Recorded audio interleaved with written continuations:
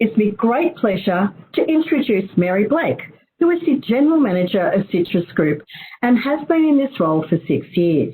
Mary is a formidable force, spearheading the Australian recruitment industry and is recognised for implementing modern innovations and best practices to push the limits of traditional contact centres. Mary brings a wealth of operational and industry experience to Citrus Group. Her notable career has extended through much of the recruitment and contact centre industry. And next I'd like to introduce Paul Smith. Paul is the Joint Managing Director and co-founder of Citrus Group, a leading recruitment company specialising in sourcing exceptional talent for contact centres. He has over 30 years' experience in the recruitment industry and has assisted local and global organisations to develop and implement best practice for contact centre recruitment. His specialities include a flexible workforce and remote and home-based workforce. Welcome to Paul and Mary, and it's over to you, Paul. Hi, everybody. Thank you, Fiona, for that lovely introduction, and welcome to the 2020 Auscontact conference, everybody out there. We're here today to discuss the findings of the COVID impact report. The purpose of this report was really to understand what impact COVID was having on the industry on a number of fronts, including technology, your people, your customers, and also the learnings that we found from the report as well. And who better to partner with was Auscontact. So for the past few months, we worked very closely with Auscontact to put this report together. And I'd like to say a big thank you to Fiona and to Jessica for all their hard work to complete this insightful report. I'd also like to take this opportunity to thank those people that took the time to actually complete the survey. And it only is through active participation that you can know what's really going on in the industry and how your organisation is embracing the changes and the new norm in the workplace. We certainly hope you find this report provides valuable information to make better informed decisions and have better outcomes, basically, to you and your teams and your organisation as we move forward in the new era, the post-COVID. So back to you, Fiona. Thanks, Paul, and thank you for your kind words of support. So let's take a helicopter view. We're contact centre people. We love our numbers, and that's exactly what we've got in this benchmarking, this COVID-19 survey report. So talking to the state statistics, you can see that we've had a very good response rate right across the country and representing each state very much aligned, perhaps not in Victoria so much, with the locations of contact centres. But what's really interesting is the respondents have actually represented about 17,000 seats across the country. In terms of verticals, about 29% are from banking, finance and insurance, 21% from government, health and education, 16% from utilities and telcos. What we've also found very high level, because Mary's going to do a very deep dive on some of this, is that FTE in centres between 51 and 149 FTE increased their headcount by about 5.7%. If you're a centre between 150 and 499 FTE, you reduced your headcount by about 5.6%. What was the key challenge during COVID-19? And we are still obviously in COVID-19, but right in the heart of it was ensuring staff wellbeing. And I know Mary is going to share a heck of a lot more about that. So let's talk about our customers. What did we find out about customer behaviour? During the pandemic, as I surveyed, 50.6% of respondents said that customer interactions increased. Well, I guess there's no surprise with that. But despite the increase in volume occurring, 61.8% said the channel where customers chose to interact did not shift significantly. However, 23.6% of the respondents reported that their customers shifted from voice to digital. And of that 23.6%, 50% reported that the volume shift from voice to digital was between 31 and 50%. Let's hear a bit more about customers. So 47.1% of respondents implemented automation as part of their response to COVID-19. Remote working, and now we've all been living with remote working, and I think at least I'm remote. No, I'm not remote today. I'm in the office. There's absolutely no surprises here that technology and availability of equipment were key challenges to transitioning to remote working. And in particular, hardware and licenses were the key technology challenges. Now, many of us have returned to the office.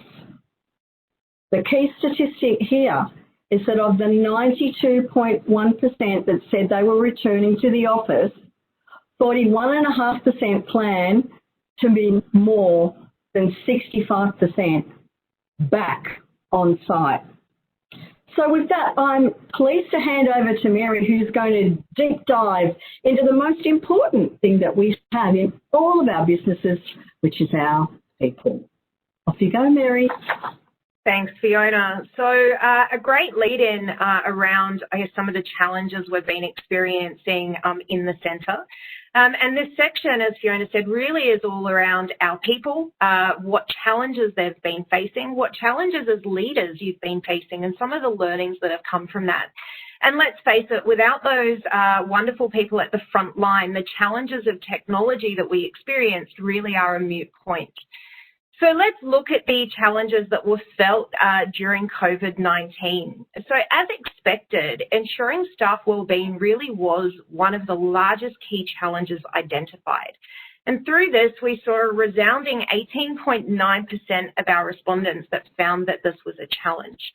Now, whilst we've been out talking through Auscontact ourselves with lots of people in the industry, we found that, businesses and teams really pushed our frontline staff and our leaders to deliver and continue to deliver a service offering and to support people during the times that were taking place outside of the bubble that we were in. And we also needed to look at supporting our individuals around their overall health and wellbeing to continue to support that deliverable into the marketplace.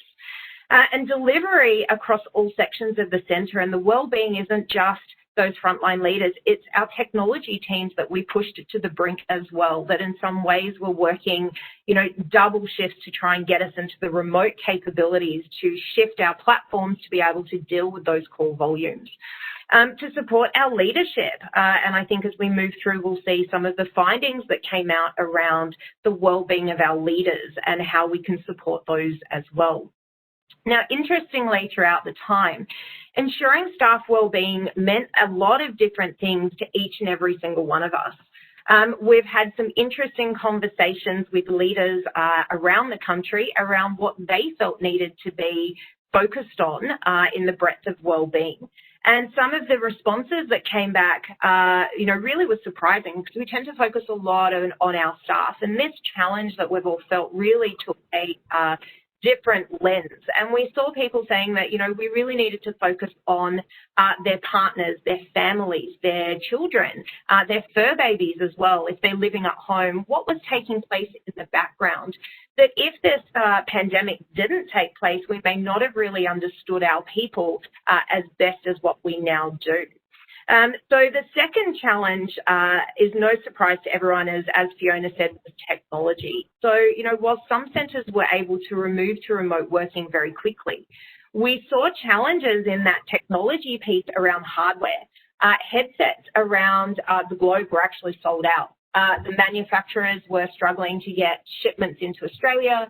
We still see shipments sitting off Australia as they kind of trickle through. That then led to hardware challenges, so laptop shortages, license shortages as well as we kind of shifted. And then from there, the age-old challenge of speeds coming into people's homes.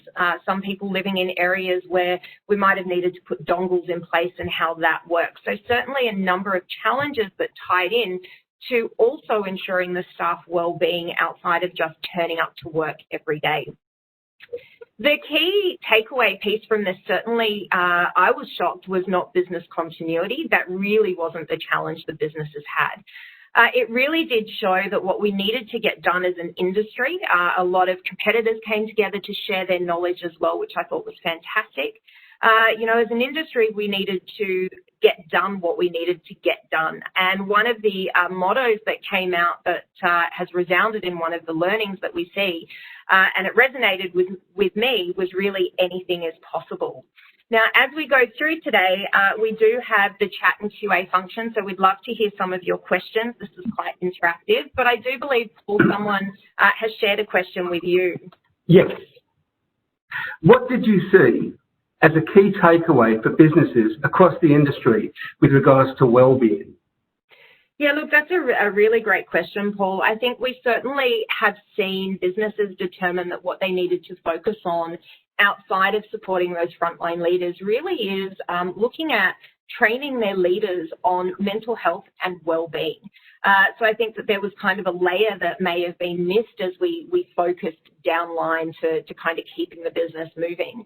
And I feel we focused on some ways around those frontline agents, which we needed to, that leaders just kind of powered through. They did what they needed to do and focused on business continuity. And with that, I think in some ways they may have been forgotten about a little bit. The pressures that some of the leaders face that, you know, I've heard from some of them really was quite intense. They themselves had their own wellbeing to work through, their own challenges at home. They needed to learn how to drive a team remotely. They needed to learn how to manage their teams remotely. And with that comes communication and collaboration. So also learning technology platforms that they haven't had to use before as well. So we definitely will start to see, I think, moving forward, businesses starting to forecast into their training, learning and development in their leaders around that remote piece and how to maintain wellness, health and wellbeing for themselves as well. Now, we've also seen a driver of communication and resilience training to support the overall wellbeings of teams as well, starting to be implemented in some of the businesses. And we've also seen offerings under the EAP services moving more towards things around diet, nutrition, movement, and coming together outside of what some of those traditional EAP services might have been around consulting and things like that. So certainly, I guess that leads us into a great transition into employee engagement. So just into the next slide. Now, as employee engagement, it can be measured in so many different ways. And during this pandemic, we needed to learn to address, I guess, a number of different aspects. So especially in remote workforces, in some ways, those drivers start to shift around employee engagement because we now no longer have the culture sitting within our centre. We really need to start to look at how, as we're working, you know, in an octopus tentacle environment, to start to really create that through a different lens. It was fantastic to see that out of our respondents, 47.2% saw an increase in their engagement scores measured through surveys. And I think that that really starts to show the leadership that we have within the industry and how we've pulled together to get through some of these challenges. Now, out of that, you know, we beg to understand what drove the improvement in engagement. And when we start to really drill into some of the data and use the expertise, not only within this room, but also within, you know, a number of us sitting around the country, and especially in Melbourne. I know I've had quite a number of conversations with people there. We really need to have a look around those engagement scores being increased by getting staff back into the office. They're getting their time back. So some people I've heard are saving up to 15 hours a week in travel. That's allowed them to really become more engaged at home with their families, their networks, and give them a nourishing aspect to their life that they might have been missing during such a huge impact. And with that, we've seen some of those scores come through an increase in that staff engagement. Now, we've also learned to communicate better.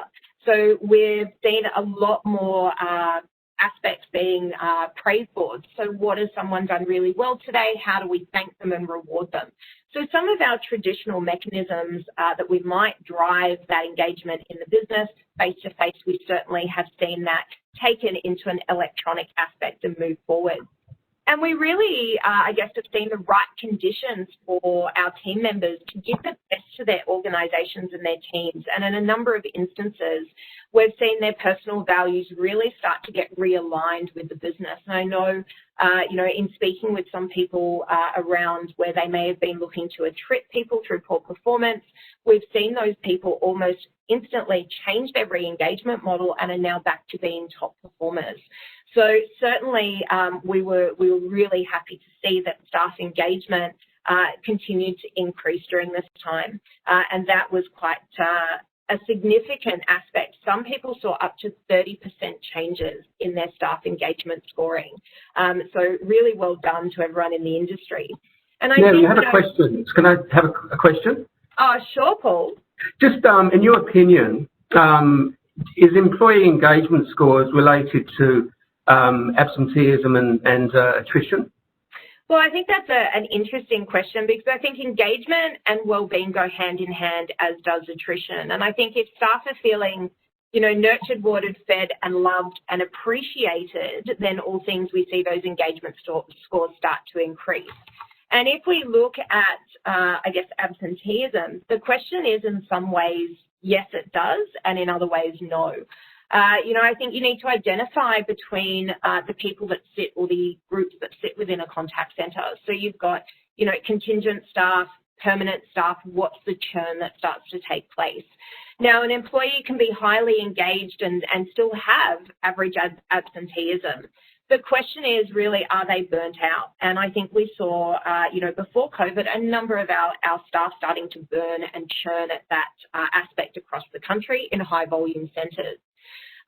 What separation has been provided is to give a true balance. So if they're at home, how do they start to turn off? So I think we need to look at how they're blended together. Whilst we've also seen absenteeism shift, we have seen in some ways adherence to schedule start to slide, because we now no longer can walk up and talk to the individual. Once they disconnect for a break, they're off and they're moving. So we've seen, I guess, a decrease in some ways, but an increase in others around that adherence to schedule. And let's face it, Paul, we really are human, which means, empathy, support, ability to have a conversation and really listen. We'll see those engagement scores improve, and understanding each person individually will start to shift that absenteeism. And I think as the businesses come back and centres start to come back, my forecast is that some of that absenteeism will diminish again as they come back face-to-face, if we continue to keep that staff engagement and that morale that we've managed to improve back into a physical aspect. I think it's also important to acknowledge, the reality is employees who are disengaged will frequently find ways to miss work. And that's not just turning up. They will turn up, they will show up to get their salary or their pay. It's about being turned on and switched on. So I think we really need to look at how we can keep them in that psychological aspect engaged and switched on when they start to come back into the centre. Does that make sense, Paul? Yes, it does make a lot of sense. That's brilliant. Thanks, Mary. Excellent. And I think as we kind of moved into, that unplanned absenteeism, I noticed there's another question that has popped up as well, Paul. Yeah, you mentioned that one of the takeaway for leaders was training on management wellbeing. Were there other findings around managing employee wellbeing that came out of the results? Yeah, look, I think that's a great question. And as we move forward, interestingly enough, additional EAP services were literally 0.6% above providing that leadership and training. So when we look at EAP services, and every business, has them, I think what we have seen, and Australian HR actually released an interesting survey, that during the COVID window, we certainly saw our traditional EAP services take place. So a lot of consulting, counselling style environments being utilised, especially in Melbourne, as one would expect in that Victorian state. What we're now seeing is additional EAP service offerings starting to come in. So things around wellness, health and well-being, nutrition, diet, movement. We've seen some of the larger EAP services start to put out offerings around bringing their teams together to do yoga at lunchtime, or offering something around those natures. So certainly I think that, looking at those takeaways is quite a big thing, because it does tie in then to being able to provide the training and ongoing leadership of wellbeing. And I think wellbeing historically has meant to most people mental health. Now we're really looking at wellbeing meaning everything and how that comes together. And I think that whilst COVID has been horrific in some ways, there's been some great things that have come out of this that really is going to improve our industry and improve our connections to our people across the business. Out of that, we then saw 25.6% doing regular check-ins with their staff around surveys. Now, that's something that has increased from where we once were. So again, I think that wellbeing and training piece has been fantastic. I think as we move forward, it's now about really keeping some of those things in place for the businesses. And when we bring that all around and we look at some of the key learnings or findings that we have managed to draw out of this, and some of, I guess, the verbatims, we all love a good verbatim. Those verbatims that came out, and I think, as I said before, anything is possible, that really, I think, became the motto for a lot of us to really drive some of our change forward. As someone's written, a crisis can be used to be the enabler of a right attitude. We saw a lot of people being managed back into the business through engagement, and that, I think, is fantastic to see. It's important to be prepared, flexible, and resilient. And I think one of the other learnings coming out of this is how we have created a more resilient workforce. Resilient training, what support can we give people around some of those things? Because I think also we're seeing a lot of our call volumes start to shift as well. So from being maybe first level triaging, we're starting to get more complex inquiries, which means our agents really need to be a little bit more resilient in some ways to deal with some of those issues. There was a comment that said things that can't be done can be done. And I think in a centre, the biggest hamstring we tend to feel really is technology. So the fact that we were able to bring these technologies into play and really start to shift the industry forward has been a fantastic lever for all of us to watch and see. And the last one is, as it says, technology can let us do a lot more than we think it can. And I think that moving forward, the traditional contact centre as we know it, we're bringing it now into, I guess, the 22nd century, and certainly the learnings. And it's great to be able to really sit down and dig into some of this. It's been great to partner with Auscontact and Fiona and Jess as we've spoken to people in the industry to really understand what's been happening. And I'm very excited, as I know you are, Paul, and Auscontact and everyone, as to the next few days to really learn more around what's been happening. So I guess that kind of wraps everything up from my side. I hope that there's been some great insights into this.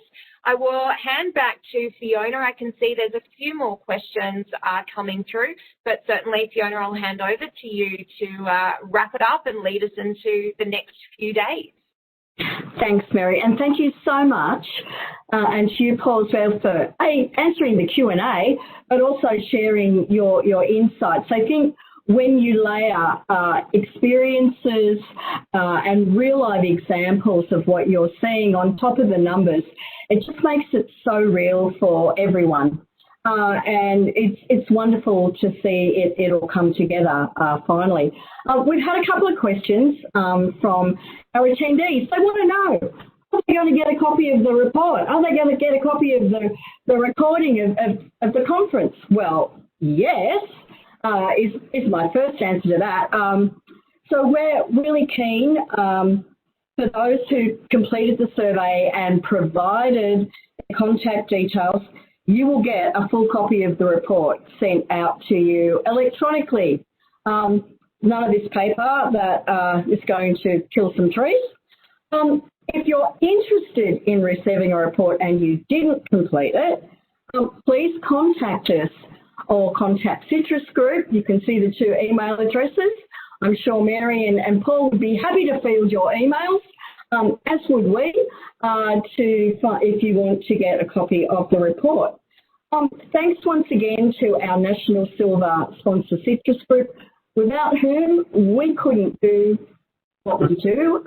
We're so appreciative of your support. Not only have you done our salary benchmarking survey with us and into the most recent impact in the industry, which Sean spoke to around resilience and COVID. So with that, I thank you. Mary and Paul, have a wonderful rest of your day.